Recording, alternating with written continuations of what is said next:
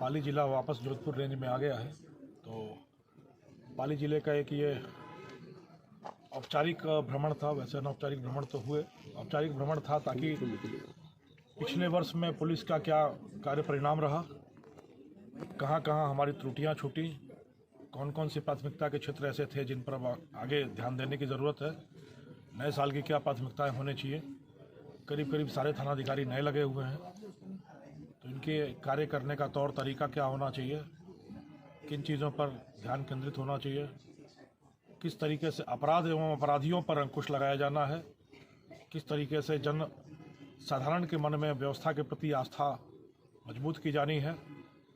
दृश्यता, पुलिस की कार्रवाई की प्रभावशीलता, पुलिस की छवि, लोगों का पुलिस से जुड़ाव और अपराधियों की आंखों में भय, यह किस प्रकार होगा, इस पर एक मैराथन बैठक चल रही है जिसमें एक बृहत कार्य योजना, कार्य करने के तौर तरीके एवं लक्ष्य परक उद्देश्य,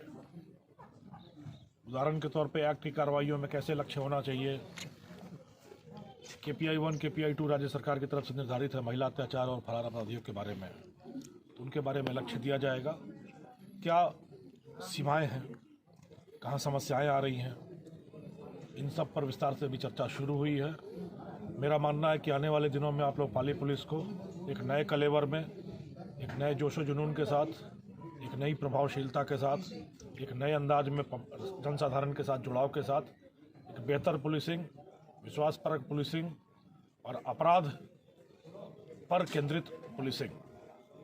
देखने को आपको मिलेगी।